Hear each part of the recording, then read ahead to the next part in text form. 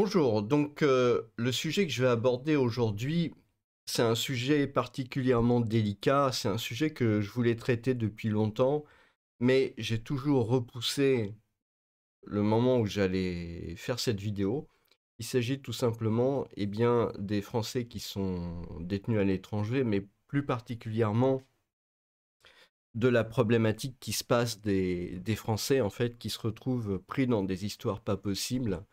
Heu, Surtout dans des endroits très différents comme l'Asie, par exemple, ou ça peut être aussi, l'Amérique latine. Peut-être des endroits avec qui on n'a pas vraiment de référents culturels communs. On peut voir là dans le Sénat, hein, il y a le nombre de Français détenus à l'étranger. On va voir que, en Asie, en Océanie, c'est 6%, donc ça paraît pas beaucoup.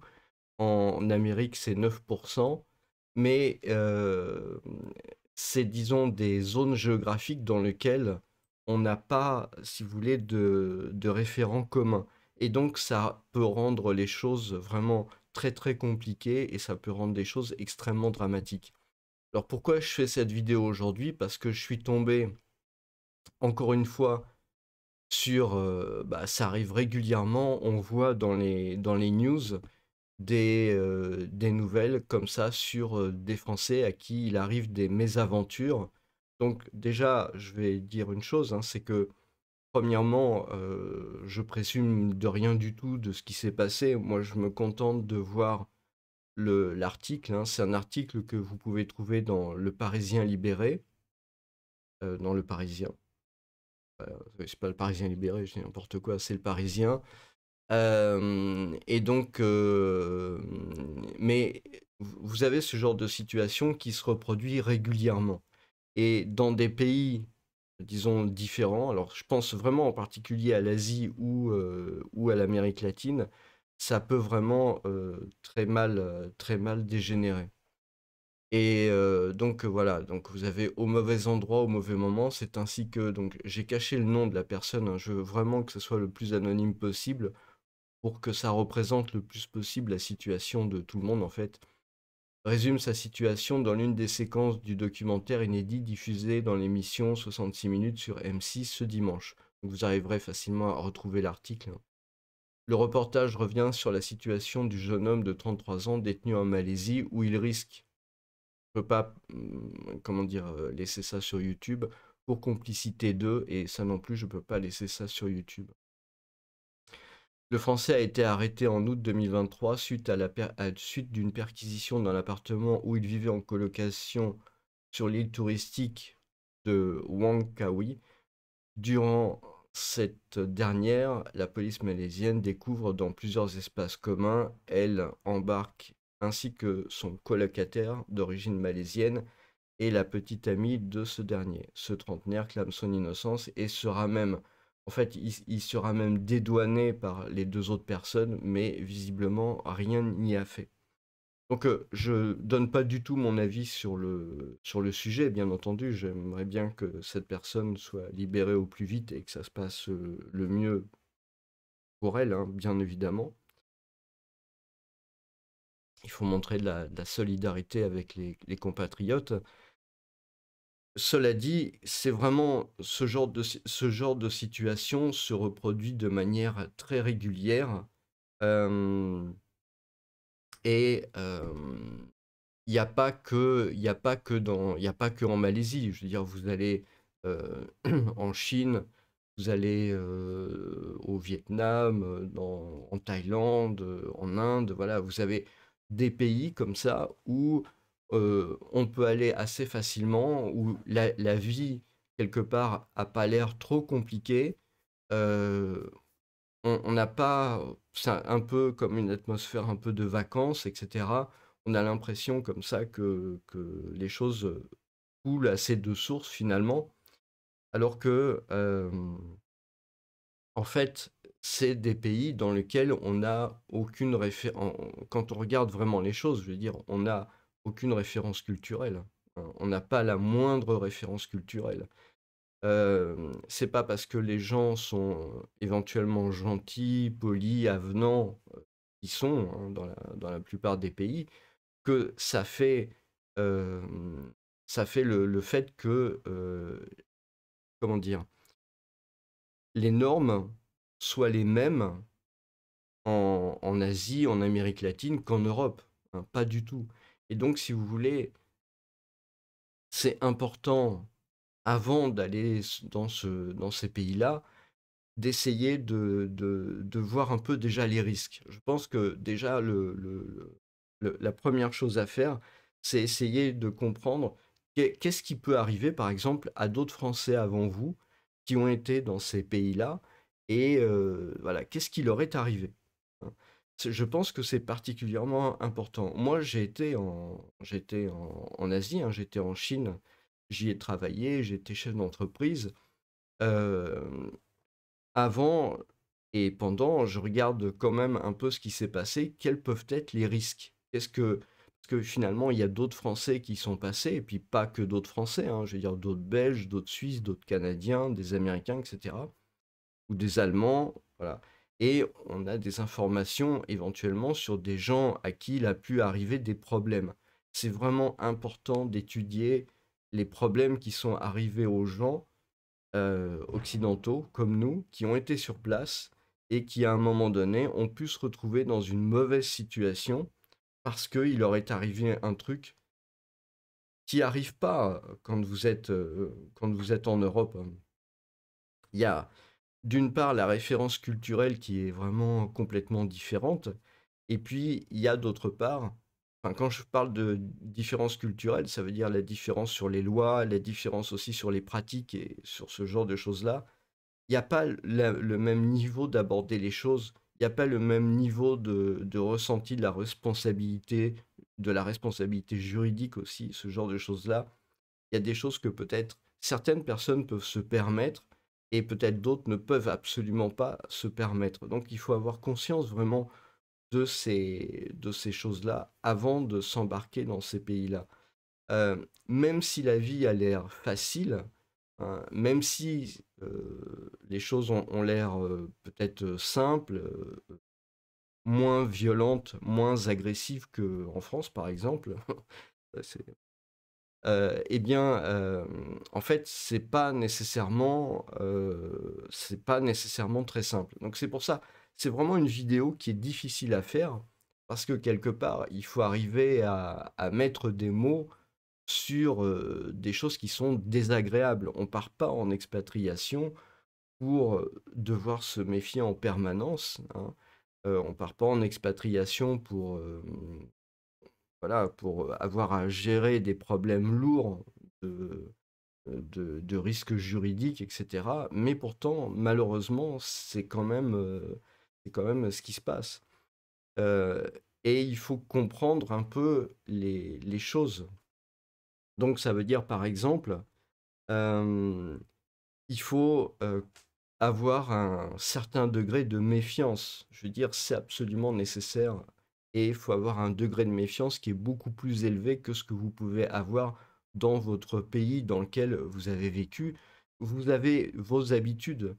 euh, et les habitudes, elles vont être différentes dans les pays dans lesquels vous allez aller. Donc, euh,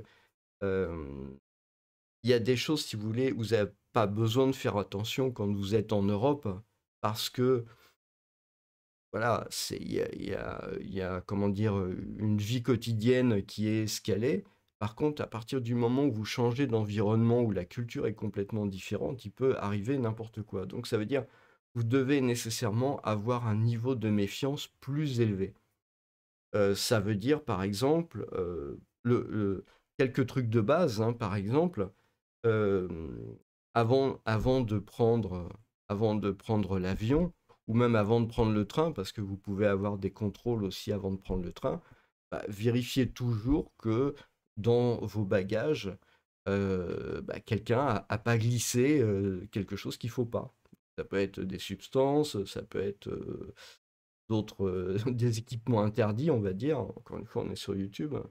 Vous voyez, c'est indispensable de faire ce check parce que bah, vous savez pas en fait ce qui peut se passer, hein. Et c'est vraiment important, surtout si vous êtes chef d'entreprise, Si vous êtes quelqu'un qui a quand même pas mal réussi, qui montre un peu de, comment dire, j'allais dire de richesse, mais c'est même pas de richesse, mais un peu de bien, un peu de choses comme ça, montrer que vous êtes à l'aise, etc. Il faut vraiment prendre ce type de précaution pour éviter les problèmes. Mettre des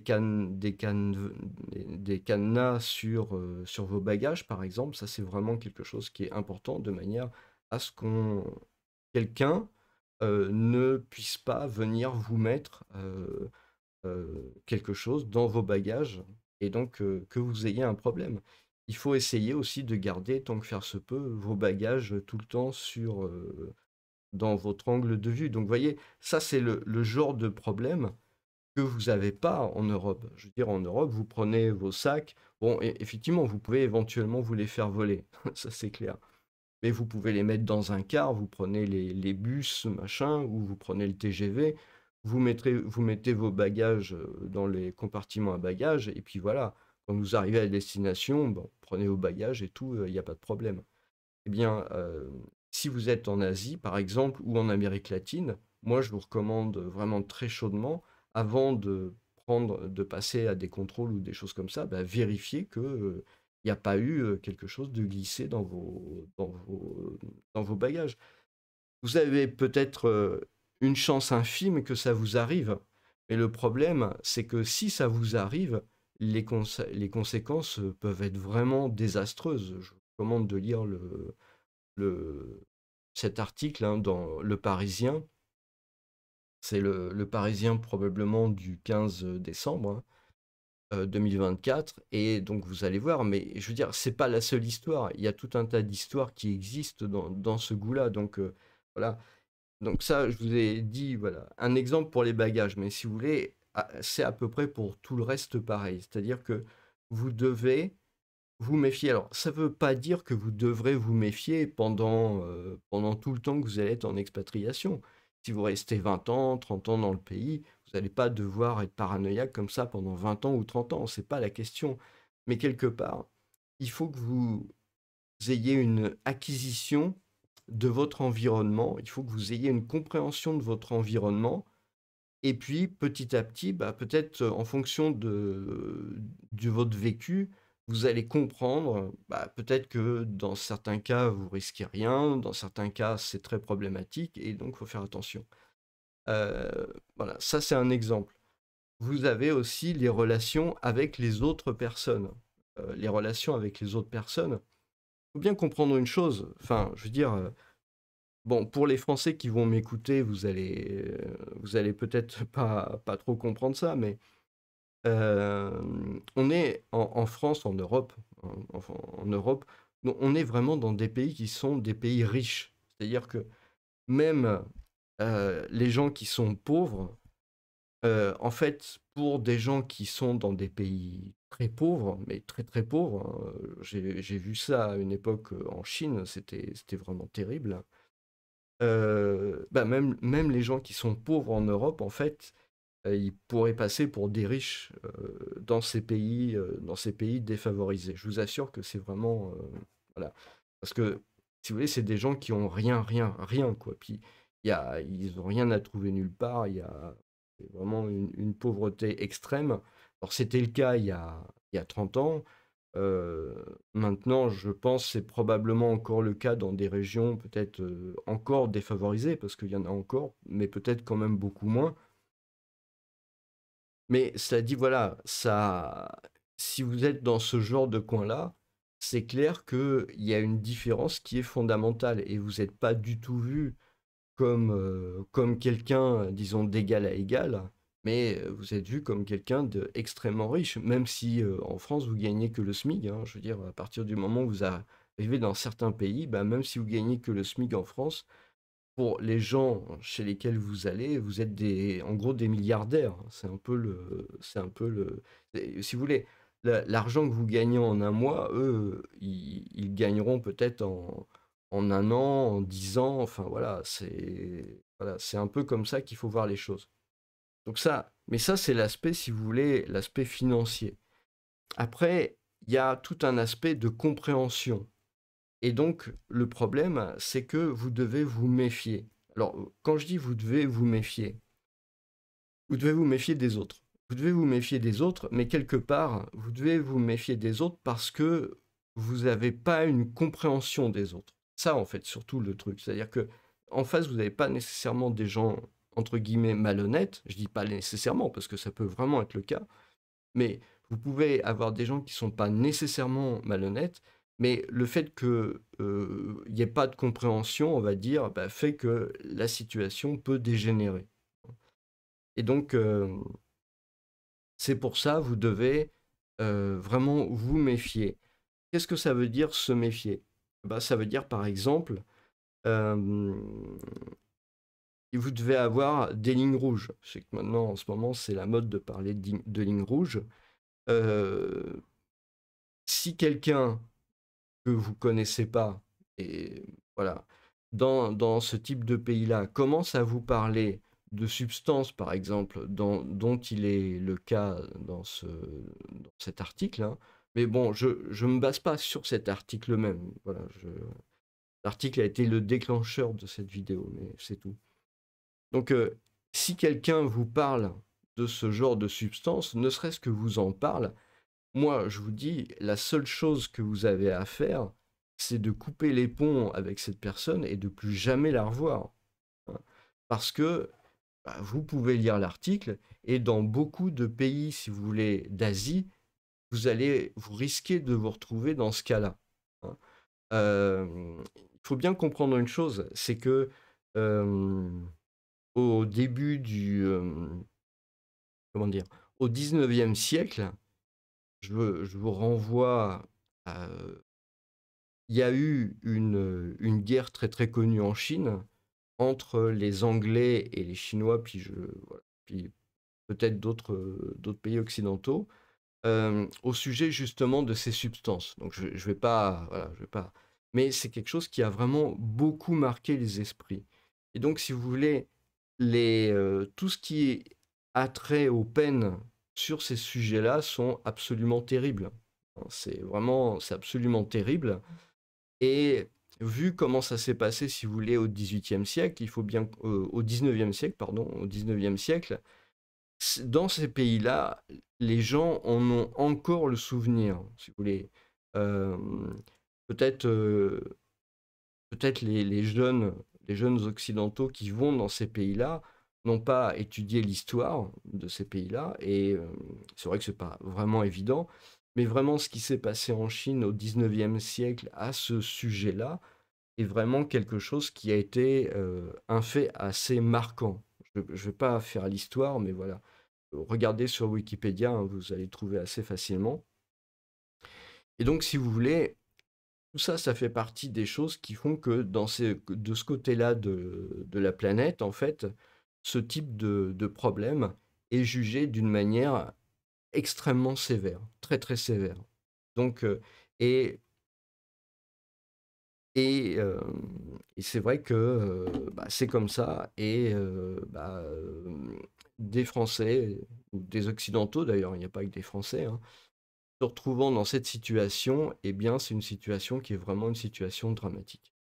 Donc, il faut bien comprendre ça, c'est que des fois, malheureusement, comme ce qui a l'air de s'être passé là,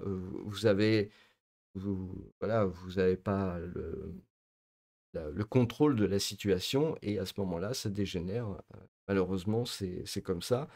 Mais ça veut dire peut-être eh ben, les gens que vous connaissez pas ou que vous connaissez depuis peu de temps, qui sont locaux, eh bien, à ce moment-là, il faut faire extrêmement attention, voire ne pas accepter, par exemple, bah, d'être colocataire avec ces gens-là. euh, Parce que vous n'avez pas nécessairement la même façon d'envisager les choses, tout simplement. Donc, c'est ça le problème, hein. C'est vraiment ça la problématique, c'est vous devez absolument vous méfier en fait des gens parce que bah, tout simplement la façon de voir les choses, la façon de voir les aspects juridiques aussi, et il y a tout un tas d'implications en fait ne sont pas les mêmes.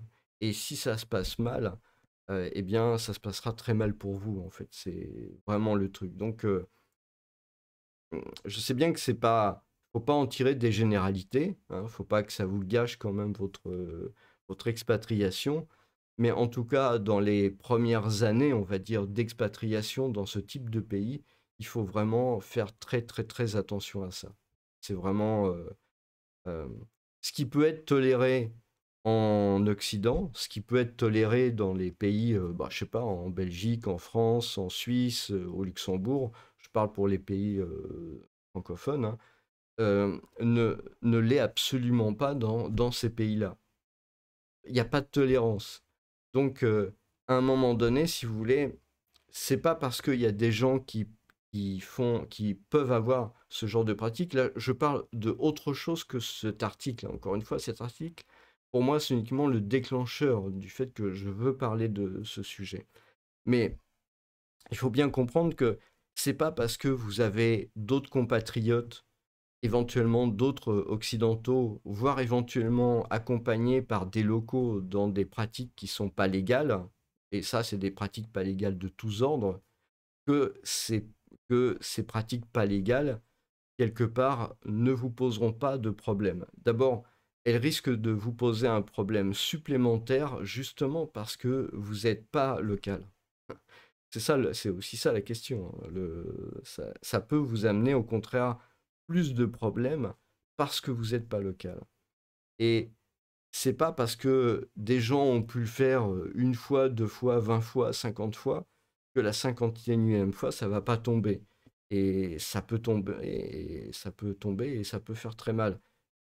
Il n'y a pas que la prise de substance, il peut y avoir tout un tas d'autres choses, même des choses qui peuvent être autorisées en fait dans certains pays occidentaux, hein, euh, voilà. un- un- eh bien, donc, ça, c'est absolument interdit et ça peut vraiment être puni et ça peut vraiment très très mal se terminer. Même si ça a l'air aussi d'être des pratiques, hein. Je sais que en Chine, par exemple, il y a des boutiques qui ont plus ou moins pignon sur rue. Alors, je sais pas si c'est encore trop le cas, hein, euh, où c'était facile de rencontrer des femmes, on va dire. Je ne peux pas aller plus loin, mais je pense que vous me comprenez.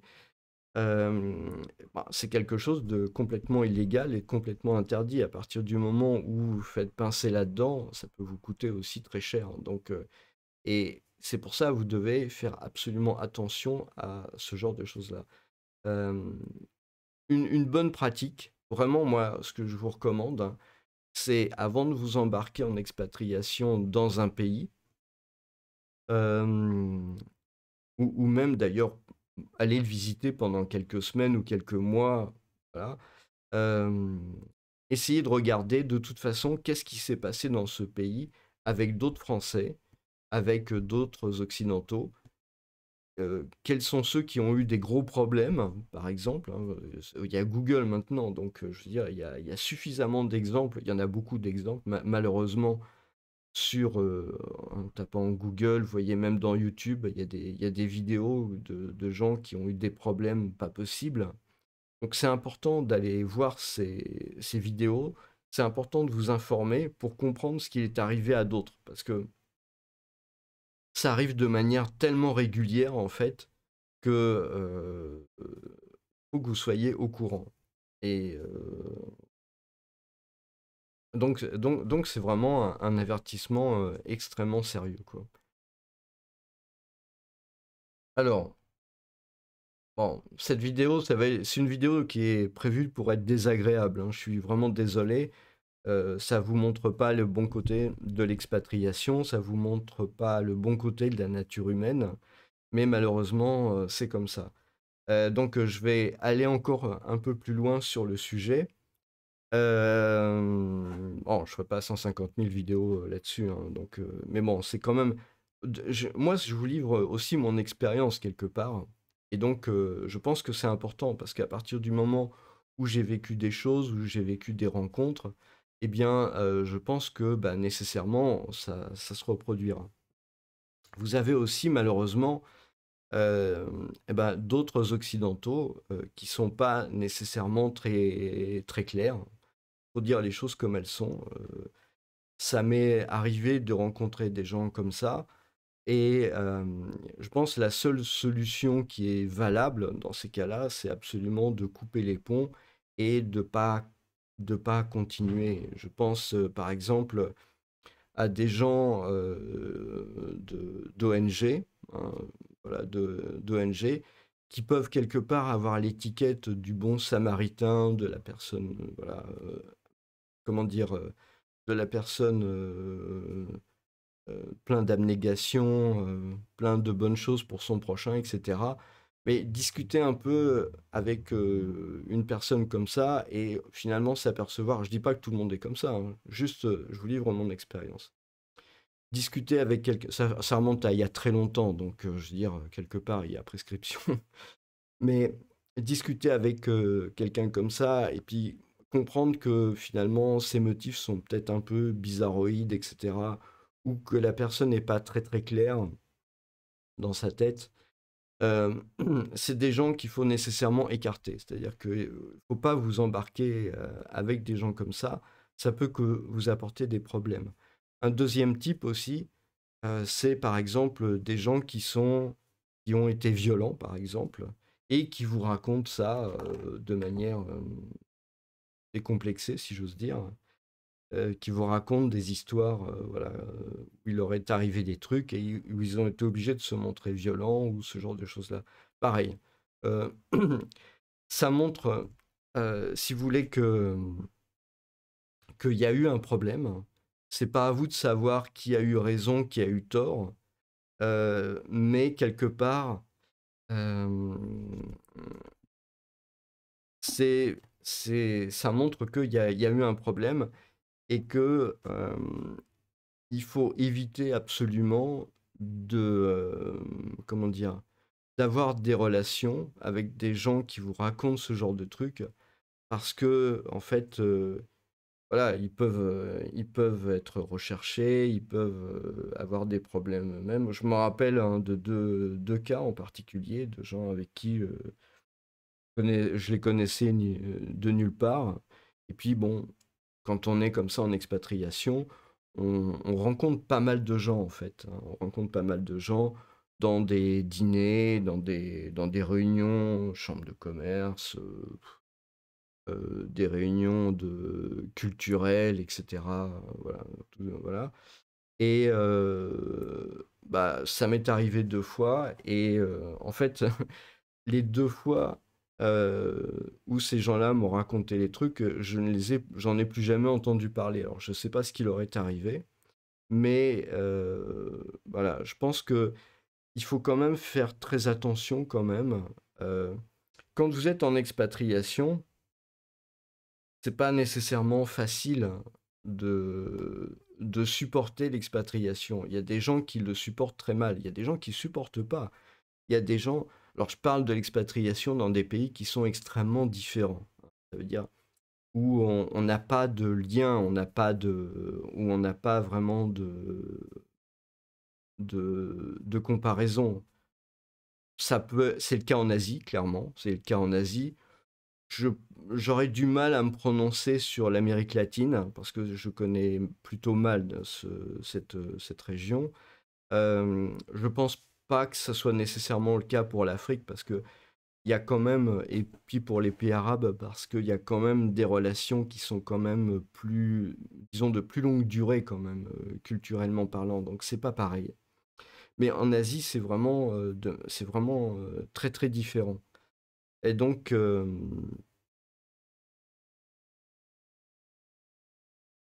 il y a des Occidentaux qui pètent régulièrement les plombs, hein. Je veux dire, aller en Chine, aller en Inde, c'est psychologiquement pas nécessairement toujours facile. Je veux dire, c'est pas des trucs qu'on met en avant dans l'expatriation, mais d'ailleurs même dans des voyages de longue durée, en fait. Si vous allez quelques semaines en Inde, quelques mois, ça peut être un voyage qui peut être assez difficile à supporter psychologiquement parlant.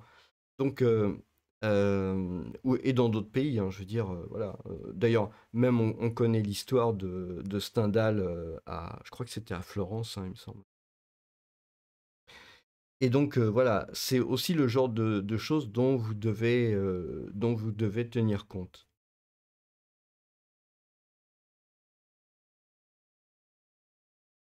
Alors que je vous donne quand même mes recommandations. Donc, je vous ai expliqué hein, différents sujets, les bagages, les relations, les locaux, les relations avec les autres occidentaux.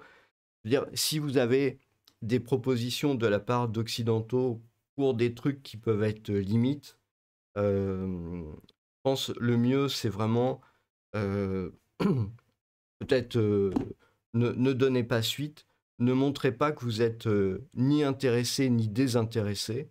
Hein. Soyez le plus vague, le plus neutre possible.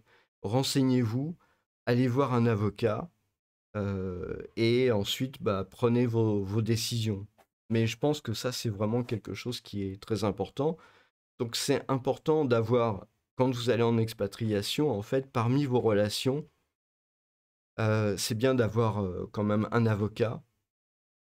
Il y a des cabinets d'avocats, disons francophones ou montés par des francophones dans tous les pays généralement. Donc, il faut que ça soit quand même des avocats qui soient relativement bien implantés. Ça peut être des avocats d'affaires, hein, des gens qui sont là depuis quand même pas mal de temps, qui ont de l'expérience. C'est pas faut pas aller voir un youtubeur un youtubeur qui va vous faire une formation ou un coaching sur les sujets légaux, hein, je veux dire, surtout pas. Faut vraiment. Donc, c'est bien quand même de pouvoir nouer des relations avec un avocat. Vous allez généralement dans les chambres de commerce, hein, vous avez des événements qui vous permettent de rencontrer comme ça des compatriotes ou d'autres Européens ou des gens qui sont francophones. Et à ce moment-là, vous pouvez vous nouer d'amitié avec des avocats sur place, etc. Bon, évidemment, ils vous feront payer les prestations, mais je veux dire, au moins vous aurez des contacts, quoi. Et de gens qui vous connaîtront, hein, et de gens qui pourront comme ça, éventuellement, vous aider. Donc ça, c'est une possibilité. Les institutions, disons, on va dire, consulats, etc., ambassades, bon, généralement, enfin, je ne veux pas trop en parler parce que j'ai pas eu vraiment trop besoin d'eux, donc voilà. Par contre, c'est bien aussi d'avoir dans vos relations des gens locaux, par exemple, des gens du coin qui ont pu faire des études en France, hein, qui sont revenus sur place et avec qui vous avez pu vous lier d'amitié. Donc, par exemple, en France, hein, vous pouvez faire ça. Hein. Par exemple, moi, je pense que c'est indispensable quand on va dans un pays étranger d'apprendre la langue locale. C'est-à-dire que l'anglais, c'est bien, mais pour moi, c'est pas suffisant. Donc, ce que vous pouvez faire dans le cadre d'un projet d'expatriation, eh bien, vous faites ce qu'on appelle échange de langue. Ça marche très bien. Ça marche très très bien. Euh, donc, selon la ville où vous vous trouvez en Europe, hein, vous allez avoir différentes façons de trouver des gens avec qui vous pouvez faire échange de langue. Donc, vous parlez une heure dans votre langue natale et l'autre personne parle une heure dans sa langue natale. Et comme ça, vous allez pouvoir vous corriger au niveau vocabulaire, en grammaire, etc. Bon, ça marche bien. Mais comme ça peut vous permettre, voilà, de vous lier d'amitié, etc., d'avoir vraiment un contact régulier. Et à ce moment-là, quand vous allez dans son pays, eh bien, vous avez quand même quelqu'un que vous connaissez, à qui vous pouvez faire appel éventuellement sur des sujets très particuliers, voilà, choses comme ça. Voilà, ça peut vraiment être nécessaire. Bon, à charge de revanche pour vous de rendre l'appareil, hein, c'est quand même la moindre des choses. Mais voilà, vous voyez un peu, l'idée c'est vraiment de pas, comment dire, aller euh, tout seul, hein, comme ça, à l'inconnu, parce que de toute façon, si ça se passe bien, c'est que vous aurez eu de la chance, donc c'est peut-être un peu dommage. Et puis éventuellement, si il vous arrive des choses particulières, même pas dramatiques, hein, mais je veux dire, voilà, ça peut valoir le coup, bah, justement, d'en parler avec la personne qui a été en France, qui a fait ses études en France, donc qui connaît quelque part les Français, qui connaît ou les Occidentaux, les Européens. Et donc, cette personne-là, elle va avoir une compréhension en fait des pièges. Enfin, quand je dis pièges, c'est entre guillemets parce que c'est pas nécessairement des pièges tendus volontairement. Et si vous voulez, c'est des trappes qui existent entre les cultures et qui fait que bah, souvent, voilà, les Occidentaux se font entre guillemets avoir, mais ça peut être qu'ils se font avoir eux-mêmes en fait, hein, dans telle et telle situation, hein. Vous avez par exemple des... Vous le voyez très bien sur YouTube, hein, vous avez je pense à des filles qui font des blogs sur ce genre de sujet. J'avais vu une fille qui était de Philippines, je crois, et peut-être aussi une autre de Thaïlande, voilà, qui expliquait un peu ce genre de choses-là. Mais c'est mieux si vous pouvez avoir un contact vraiment humain et un échange amical, ou plus si affinité, hein, après, voilà. C'est c'est comme ça que ça se passe. Et donc, ça vous permet aussi bah, d'éviter un peu les problèmes. Euh, c'est important de bien comprendre ça. C'est important de bien comprendre ça. Et vous devez nécessairement, si vous voulez, développer au départ une espèce de méfiance. C'est assez désagréable de dire ça, ou c'est assez désagréable de l'entendre. Ça, je veux bien, je suis vraiment d'accord avec vous. Et voilà. Mais seulement, finalement, je m'aperçois au fur et à mesure des années, hein, moi, la première fois, c'était quand j'étais au Japon, c'était je crois, en 93 ou 94, donc ça remonte déjà à il y a 30 ans. Donc mes voyages en Asie, c'est voilà, une trentaine d'années, hein, quand même, hein. Et bah, je vois que les choses n'ont pas nécessairement trop changé de ce côté-là, hein, parce qu'il y a vraiment ce problème. Donc il faut que vous prévoyez le pire, hein. Et ça ne veut pas dire, encore une fois, parce que ça ne veut pas dire que vous devez être méfiant nécessairement pendant toute la durée. C'est ça qu'il faut voir. Je veux pas que vous pensiez quelque part que vous soyez condamné pendant 20 ans, 30 ans ou le reste de votre vie à être méfiant vis-à-vis de votre entourage. C'est pas du tout ça que je veux dire. Ce que je veux dire, c'est qu'il y a un certain nombre de codes, de pratiques, éventuellement de lois, de choses comme ça, tout un tas de choses que vous connaissez pas quand vous allez sur place. Donc, il faut faire très très attention avant, parce que après, bah, malheureusement, vous voyez, ça peut être problématique. Donc, quand on voit le nombre de Français, hein, qui sont en Asie, il y a 6%, en Amérique, il y a 9%, donc il y a à peu près 15% qui sont détenus dans des pays euh, où c'est relativement différent, vous voyez. Donc, il y a eu 2000 cas, ce nombre s'élevait, voilà, à peu près à 2000, quoi. Donc, à peu près à 2000. Donc, si vous voulez, il y en a à peu près 300 quelque part qui sont entre l'Asie et les Amériques, quelque part. À peu près 300. Bon, il y a beaucoup d'expatriés, hein, je crois, les chiffres, c'est à peu près 3 millions. Donc, voilà, ça fait quand même une infime minorité. Mais il faut bien comprendre que euh, plus vous pouvez avoir de biens, etc., plus vous pouvez avoir d'argent ou autre chose, eh bien à ce moment-là, peut-être vous devez prendre peut-être plus de précautions. Ça, c'est vraiment quelque chose sur lequel je veux vraiment insister. Et aussi, c'est pour ça que j'ai fait. Bon, ça va sonner comme de la publicité, mais c'est pas très grave. Je veux dire, j'ai fait une playlist sur le monde confucianiste sur la compréhension culturelle. Moi, je pense que ça, c'est vraiment fondamental pour éviter de faire des grosses bourdes. Et c'est pour ça que je l'ai mis dans un membership. C'est pour que les gens accordent de l'importance à ce que je dis, plutôt que de mettre ça à disposition de tout le monde et finalement, ça, les gens pensent que ça n'a pas vraiment de valeur.